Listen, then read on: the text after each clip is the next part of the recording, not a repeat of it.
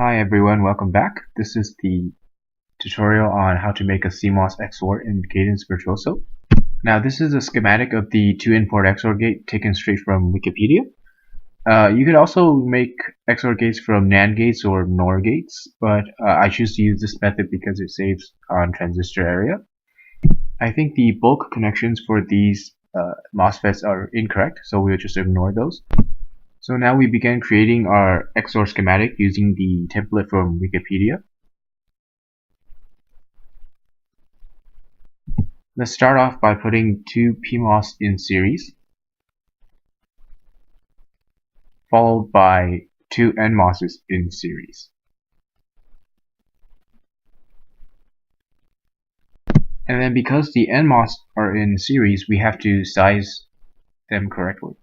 So the two NMOSs in series will have their width doubled of their original value. The new value is 540 nanometers for this technology.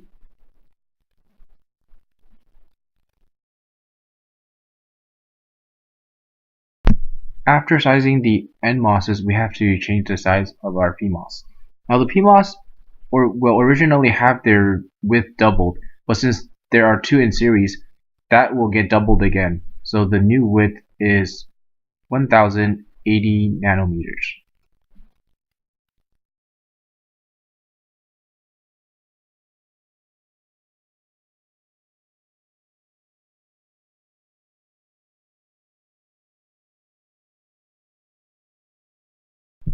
Now since the transistors are symmetrical on both sides, we could just use the copy function to make another row of the transistors.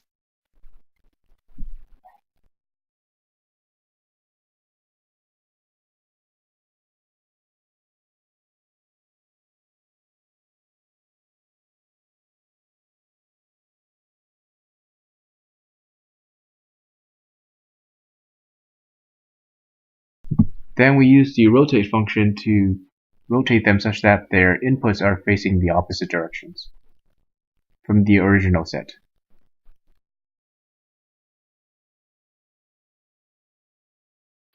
Now very quickly we will add the VDD ground connections and then connect everything with wires.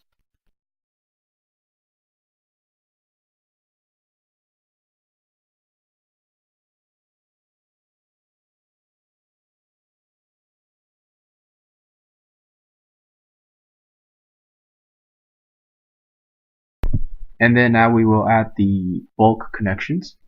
Notice how our bulk connections differ from the one given by the Wikipedia schematic.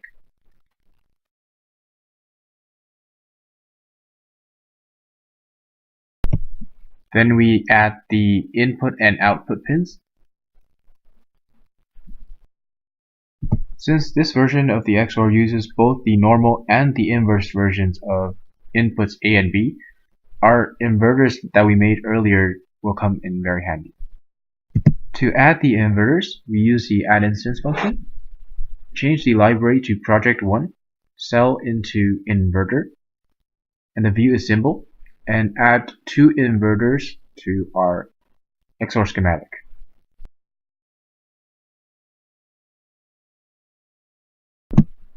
Connect A and B to the inverters. And then wire all the connections according to the Wikipedia schematic.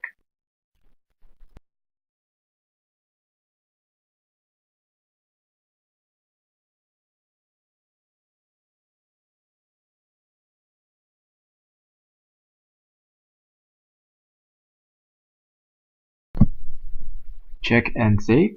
There should be no errors, and that is our schematic for our XOR. Now let's make the symbol for our XOR. Again, the symbol will inherit all the pins from our schematic.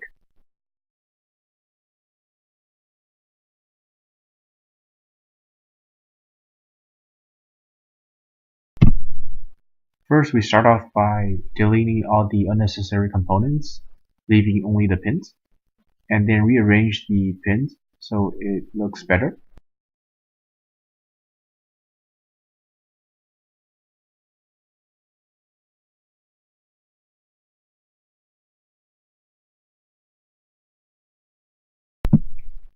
Now we use the draw function to draw arcs necessary to create the symbol for our XOR gate. Note that you can actually make the symbol into any shape you want. I just chose the textbook shape of the XOR gate for better visuals.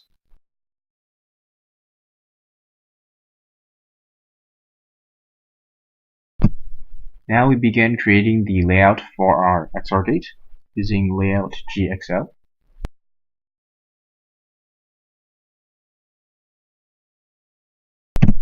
We start off by placing a PMOS down on our layout. We first start by changing the properties of our PMOS. Change the width of the PMOS to match that of our schematic earlier. We then use the copy function to create an identical PMOS and place it in series with the one we already have.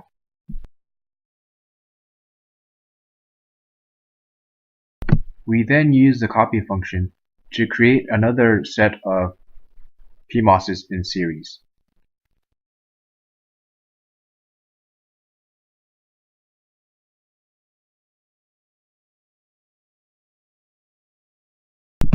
We then repeat the exact same procedure with the NMOS.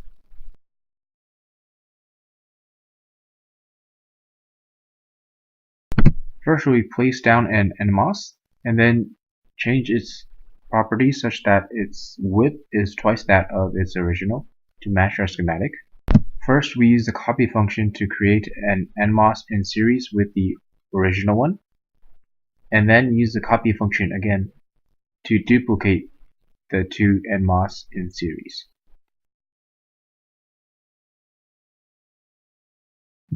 So now we have a pair of two NMOSes in series, as well as a pair of two PMOSes in series.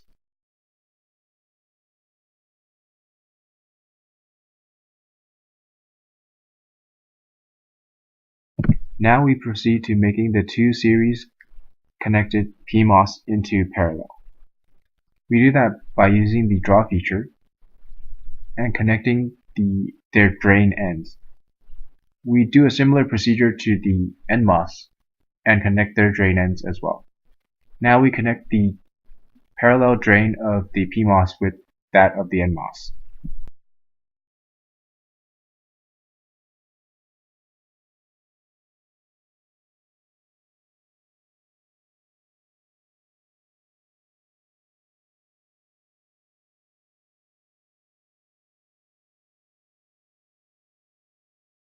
Next, we add the bulk connections for our PMOS and NMOS.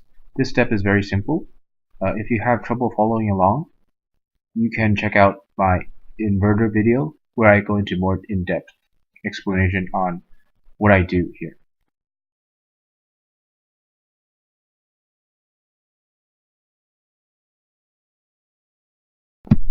Then we add the 4 strips of metal that we need for our VDD and ground.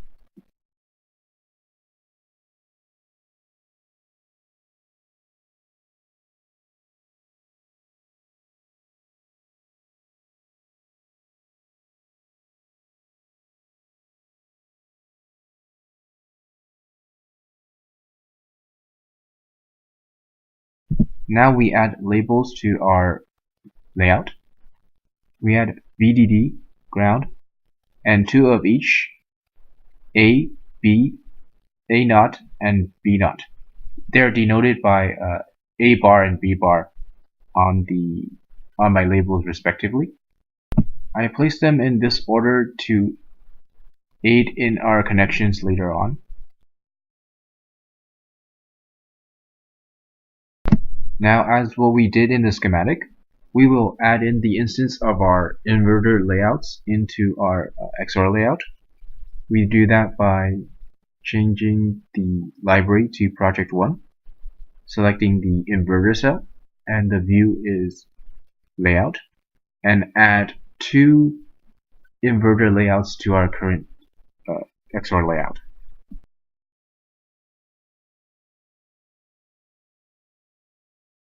Move them around so everything looks nice.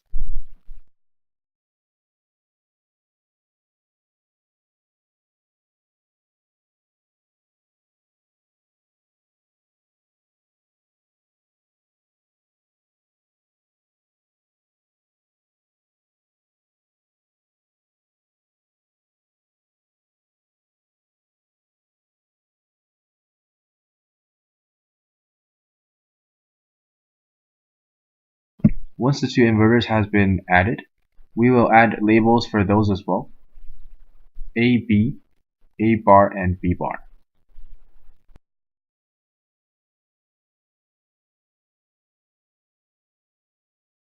Now we will start adding the connections to our XOR gate from our inverters. Before we begin, let me preface this by saying that it's best to avoid using long strips of polysilicon as gate connections. Generally, we prefer to use metals instead. However, sometimes the use of polysilicon is necessary because using metals will make the layout overly large and complicated. So I will use some polysilicon in my demo video for gate connections. The first connection we make is from the B input on our inverter to our XOR. We use polysilicon because the enclosed space does not allow for the use of metals.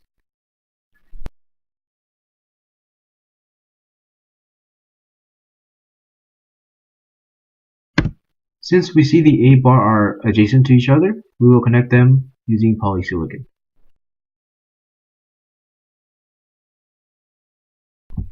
Next, we make the connection of one of our B bars using polysilicon. Because it's such a short distance, we can also just use polysilicon.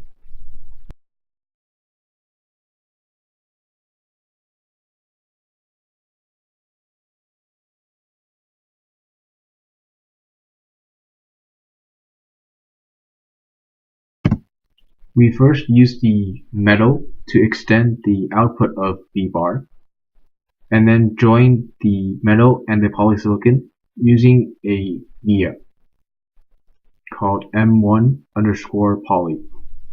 It can be found under the Create Via tab.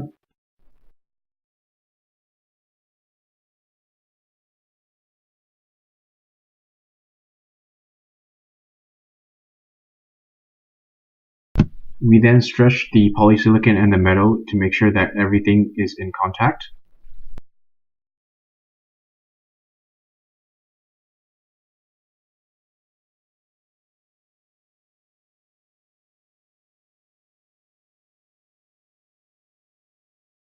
Now I will start making the connection to both of our A's using polysilicon as well.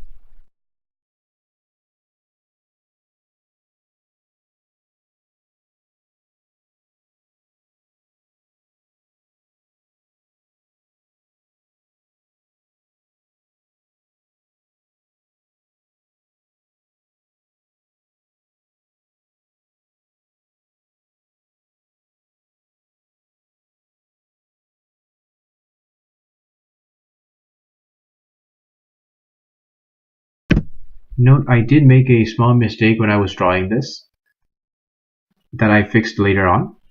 The polysilicon should not overlap the via that was on the bulk connection.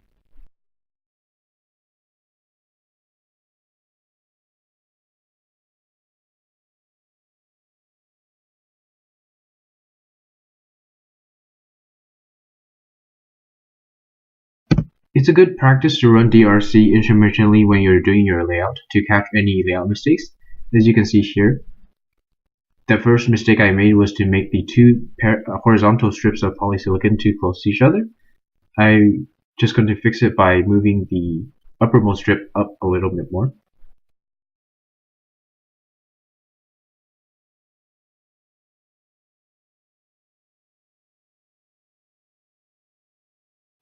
Then I will extend the polysilicons so that the A's are connected again.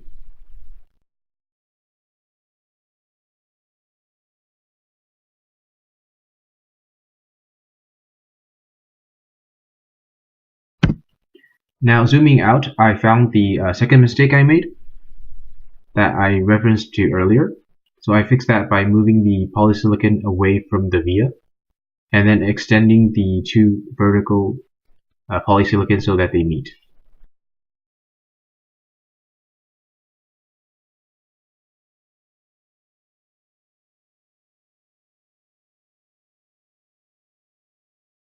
Running DRC again shows that that mistake has been fixed. Note that the error in the command window right now will be fixed in the upcoming step.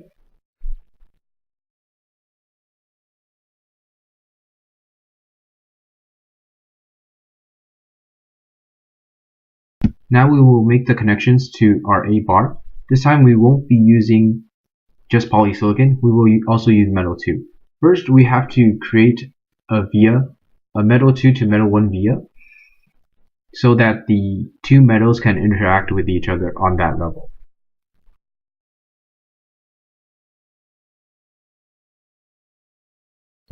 Next, we create a second via for the A bar input on our XOR gate. Note, since the A bar input on our XOR is still using polysilicon, we have to use another via called metal 1 to polysilicon via. We could put that directly on top of our metal 1 to metal 2 via. We extend the polysilicon from our XOR A bar and connect it to the vias. Note, the polysilicon and metal 1 via is smaller than the metal 1 and metal 2 via, so we have to make sure that the polysilicons are in contact.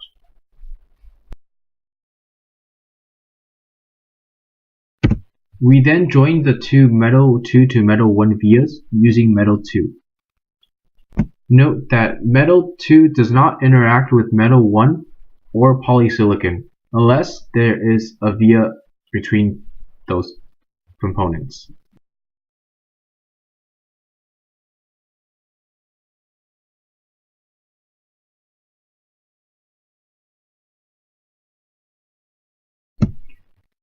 Now we will add the connection to our second B bar using a similar method that we used with A bar earlier, using metal 2 and vias.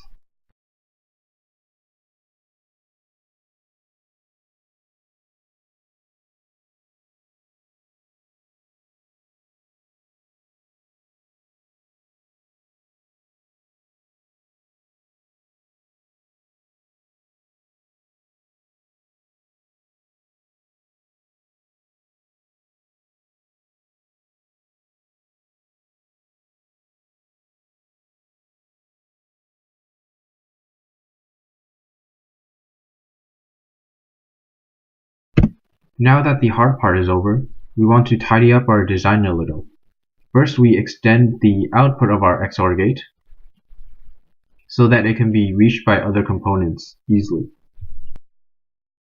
Next, we want to make sure that our end well is one continuous rectangle with no irregularities.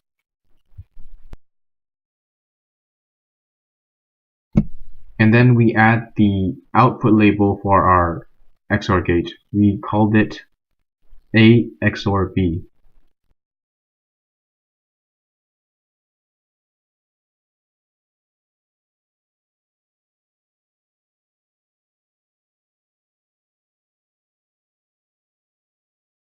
Next, we changed the two VDD strips so that our design is more compact and not taking up too much excessive space.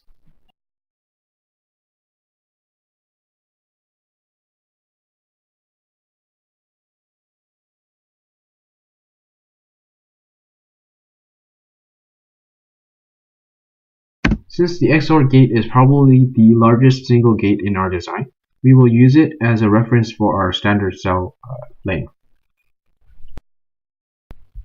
We start by creating the large VDD rails, and then we want to make sure that all subsequent designs will have the same length so that their VDD strips will touch the rail.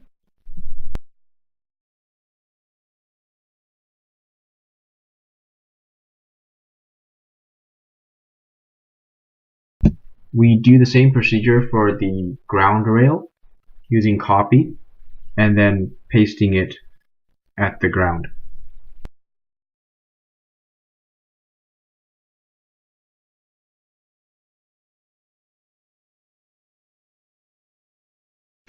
As you can see from here, the VDD strips from our inverter does not reach the rails of our XOR gate. We can change that. Very simply, just go to our inverter layout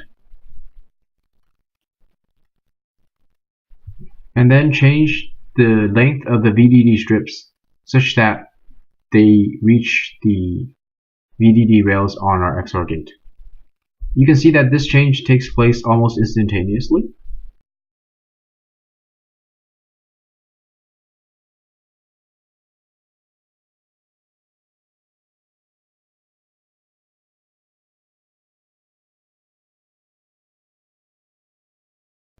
We will do the same for the ground strips on our inverter.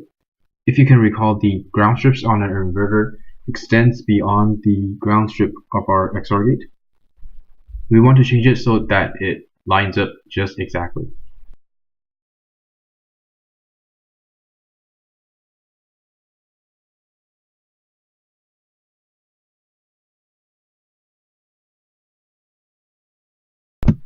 After doing that, we will perform the one last design rule check, DRC,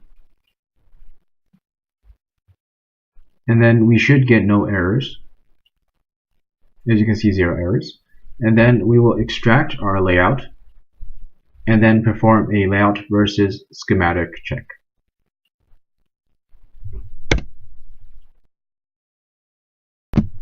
We bring out the LVS and then make sure all the fields are filled out correctly. If they're not, change them and hit run.